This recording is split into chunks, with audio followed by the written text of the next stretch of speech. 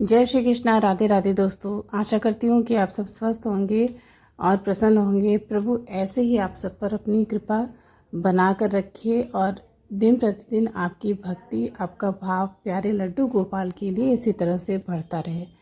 दोस्तों, हम सब जब अपने घर में किसी भी देवी देवता की प्रतिमा को विराजमान करते हैं, किसी भी रूप में, लड्डू गोपाल हो या राधा कृष्ण हो या कोई भी भगवान हो, जब हम उनका चित्रपट या उनकी विग्रह अपने घर में लाते हैं तो ज़रूर हमारे मन में कुछ मनोकामनाएं उसके पीछे होती हैं, क्योंकि हम एक साधारण मनुष्य हैं।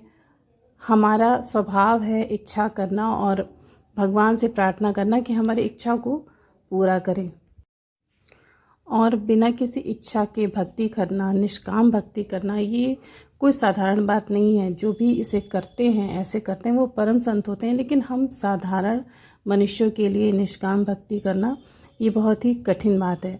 तो इतना ही काफ़ी है, ये बहुत बड़ी बात है कि हम किसी न किसी माध्यम से प्रभु से जुड़े रहें, उनकी सेवा करते रहें।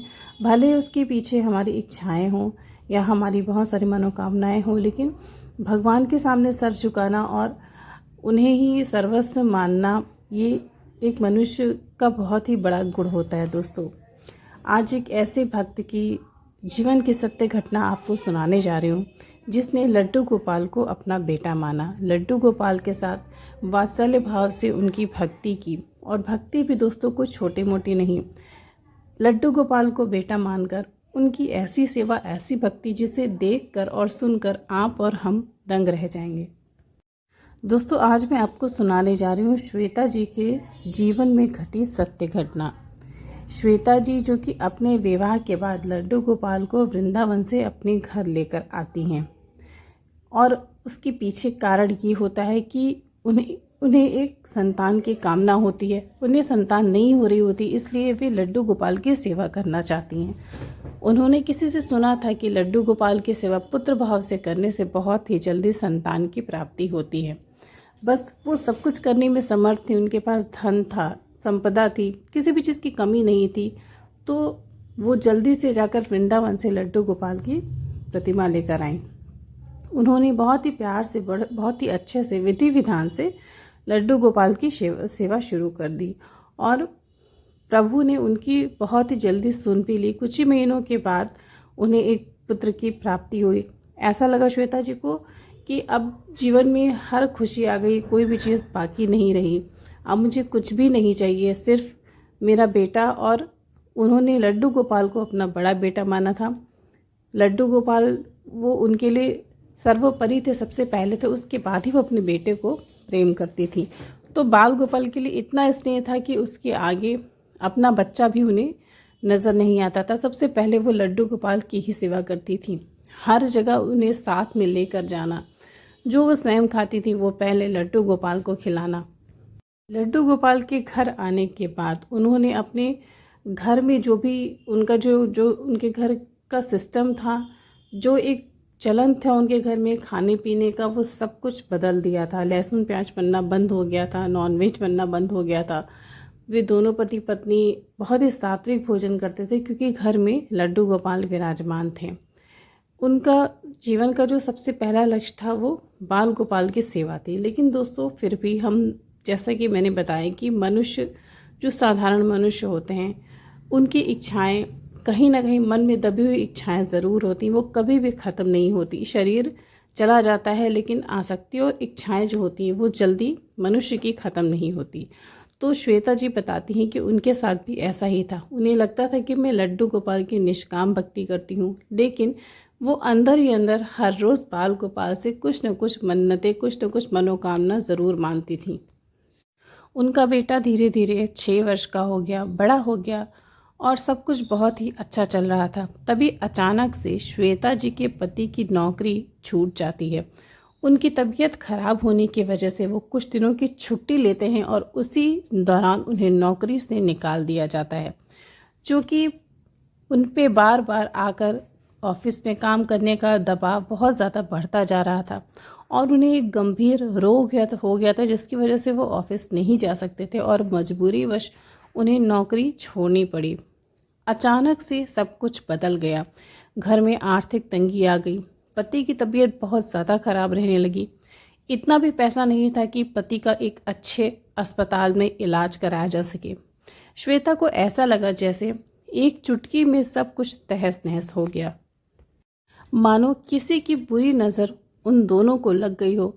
अचानक से उनकी सारी खुशियाँ दुख में, गम में बदलने लगी। अब तो मन में सिर्फ एक ही आस बची थी, लड्डू गोपाल। लड्डू गोपाल ने ही उनको यहाँ तक लेकर आया था और लड्डू गोपाल ही आखिरी उम्मीद थे। श्वेता जो थी वो जब से लड्डू गोपाल की उन्होंने सेवा शुरू की थी, वो किसी भी और देवी देवता की पूजा नहीं करती थी, क्योंकि बाल गोपाल पर इतना भरोसा था, इतना भरोसा था, और होता भी क्यों नहीं। उन्होंने श्वेता का हर दुख के क्षण में, हर मुसीबत के क्षण में श्वेता का बहुत साथ दिया। इसलिए भगवान श्री कृष्ण से ज़्यादा भरोसा श्वेता को और किसी के ऊपर नहीं था। अब तो ऐसा प्रतीत हो रहा था कि हाथ से सब कुछ निकल रहा हो।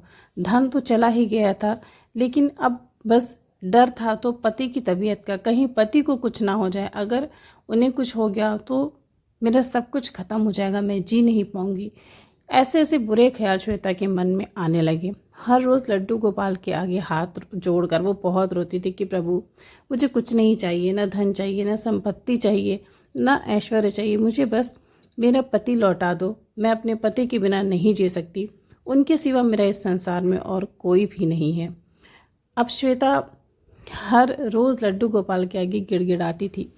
कोई भी मनुष्य जब दुखी होता है, उसके सामने सारे रास्ते बंद हो जाते हैं दोस्तों, तो उसे सिर्फ भगवान का दरवाज़ा नज़र आता है और वो घुटने टेक कर आंसू बहा बहा कर भगवान से प्रार्थना करता है, अपने लिए अपनी खुशियों की भीख मांगता है। वही श्वेता ने भी किया, लेकिन वो समय ही कुछ ऐसा था, वही हुआ जो श्वेता ने कभी सोचा नहीं था। दोस्तों, स्थिति इतनी बुरी हो जाती है कि श्वेता और उसके पति पिछले 4 महीने से मकान का किराया तक नहीं दे पाते और धन का अभाव होने के कारण श्वेता के पति का इलाज बंद हो जाता है। उनकी तबीयत और भी ज़्यादा खराब हो जाती है, इतनी बुरी कि वो बिस्तर से उठने में भी समर्थ नहीं होते और वो बहुत ज़्यादा दुखी हो जाती है। उसे लगता है कि अब तो सब कुछ ख़त्म हो गया, मैंने क्या सोचा था और क्या हो गया। मैंने लड्डू गोपाल से कितनी उम्मीदें लगाई थी, लेकिन वो भगवान है तो उनकी नज़र मुझ पर क्यों नहीं पड़ रही। मैंने तो उनकी इतनी भक्ति की, उन्हें अपना पुत्र माना, उनकी इतनी सेवा की, लेकिन फिर भी भगवान को मुझ पर दया क्यों नहीं आई। मेरे दुखों को देखकर प्रभु ने उन्हें कम क्यों नहीं किया, मेरी समस्या का समाधान क्यों नहीं दिया। आखिर भगवान मेरी भक्ति से क्यों खुश नहीं है, मैंने ऐसी कौन सी गलती की। दोस्तों, हमारे हाथ में कर्म करना तो होता है, लेकिन उसका फल पाना हमारे हाथ में बिल्कुल नहीं होता। फल पर हमारा कोई भी नियंत्रण नहीं होता।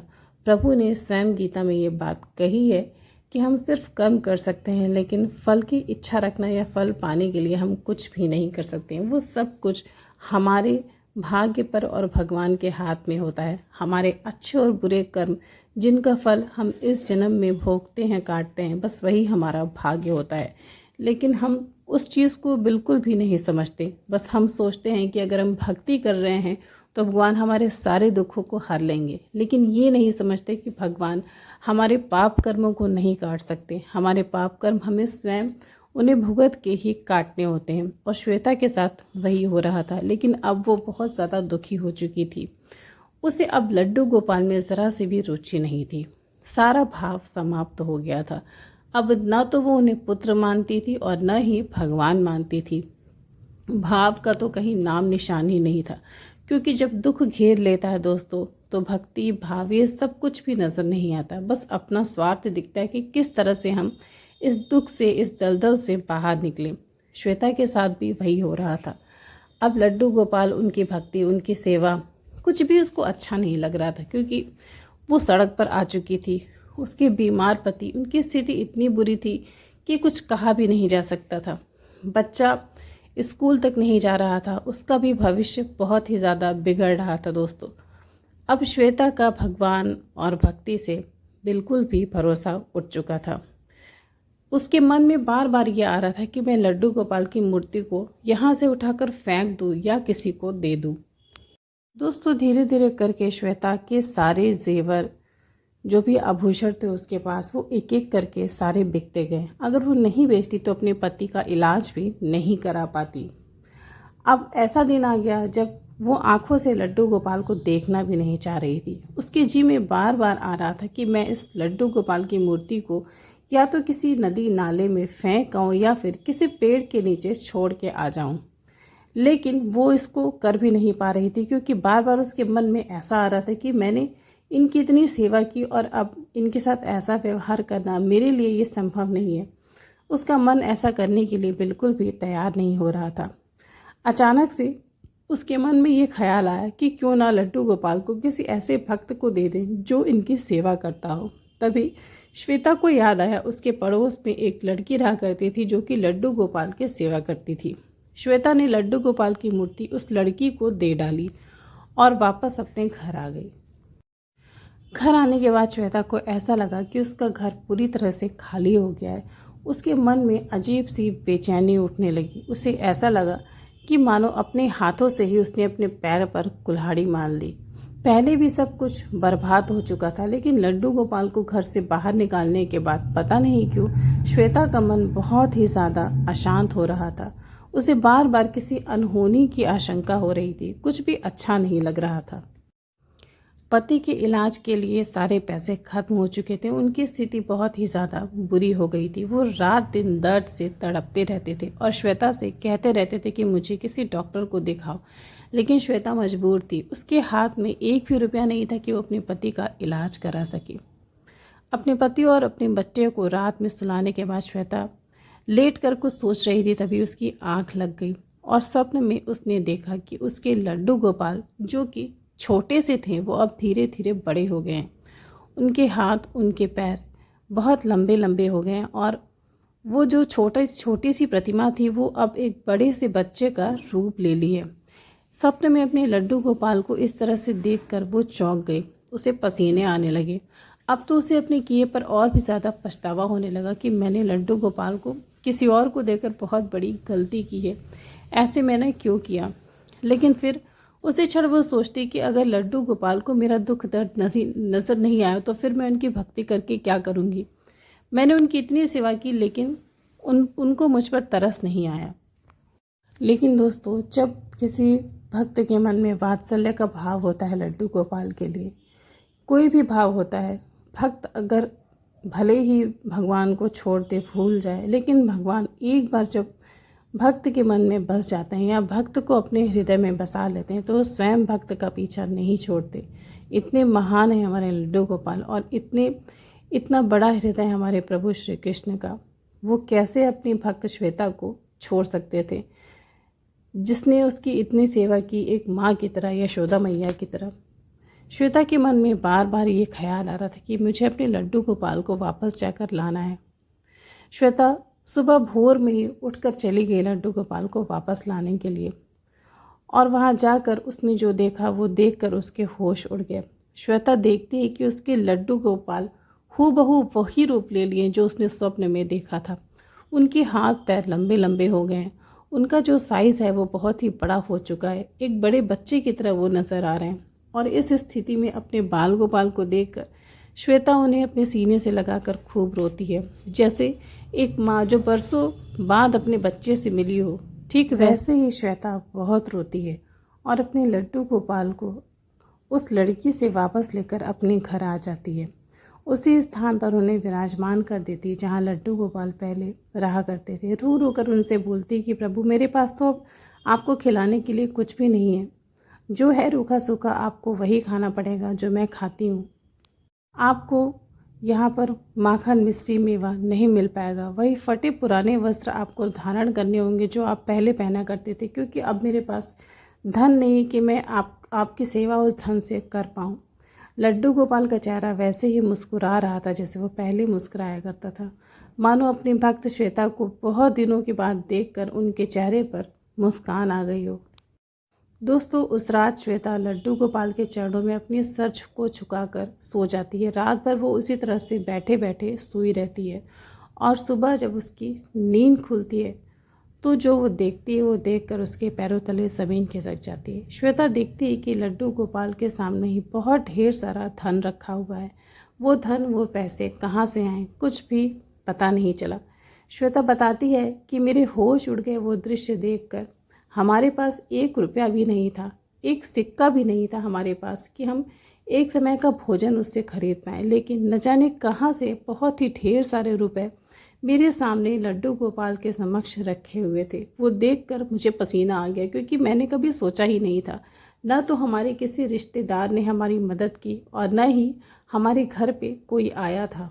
मुझे समझ में आ गया कि लीला मेरे पुत्र लड्डू गोपाल की ही है। दोस्तों, तब श्वेता को समझ में आया कि भगवान कैसे अपने भक्त की मदद करते हैं, कैसे अपने भक्त की विपत्तियों से रक्षा करते हैं।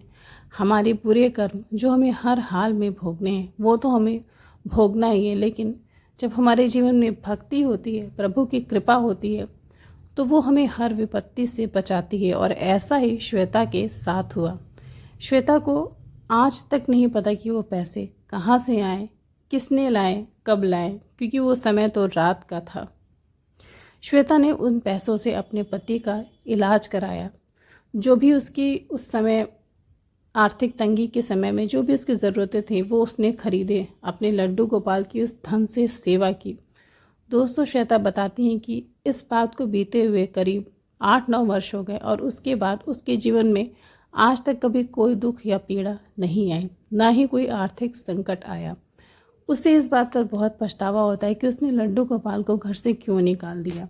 भगवान की इसमें कोई गलती नहीं थी। लेकिन फिर से वो अपने लड्डू गोपाल को जब से वहाँ से जाकर ले आई, तब से उसके जीवन में दोबारा दुख आया ही नहीं। उसके बीमार पति जिनको डॉक्टर ने जवाब दे दिया था, श्वेता ये मान चुकी थी कि अब वो ज़्यादा दिन जीवित नहीं रहेंगे, लेकिन प्रभु की कृपा से उनकी जान बच गई। उनका इलाज हो पाया उन पैसों से और वो पूरी तरह से स्वस्थ हो गए। दोस्तों, श्वेता बताती हैं कि अगर लड्डू गोपाल शायद उसके जीवन में नहीं होते तो ये दिन कभी नहीं आता। उसकी दुनिया शायद उजड़ गई होती, वो विधवा हो गई होती और शायद आज सड़क पर भीख मांग रही होती। ना तो उसके पास धन होता, ना सुख समृद्धि होती। उसके बाल गोपाल ने ही उसका भाग्य बदल दिया। तो दोस्तों, प्रभु की कृपा ऐसी ही होती है, लेकिन हर कोई उस कृपा को पहचान नहीं पाता। ना ही हर किसी पर प्रभु की कृपा होती है। दोस्तों, आपके बहुत सारे सगे संबंधी होंगे, बहुत सारे रिश्ते आपने बनाए होंगे, लेकिन कभी प्रभु से एक संबंध, एक रिश्ता ज़रूर बना के देखिएगा। वो उस क्षण काम आएगा जब आपको सभी छोड़ देंगे, और ये बहुत सारे भक्तों ने तजुर्बा किया है। तो श्वेता जी के जीवन की ये सत्य घटना मुझे बहुत ही ज़्यादा प्रेरणादायक लगी। इसे और भी भक्तों के साथ शेयर करिएगा और मेरे इस चैनल को ज़रूर सब्सक्राइब करिएगा नई सत्य घटनाओं को सुनने के लिए। दोस्तों, कल फिर एक सत्य घटना के साथ मिलती हूँ। जय श्री राधे।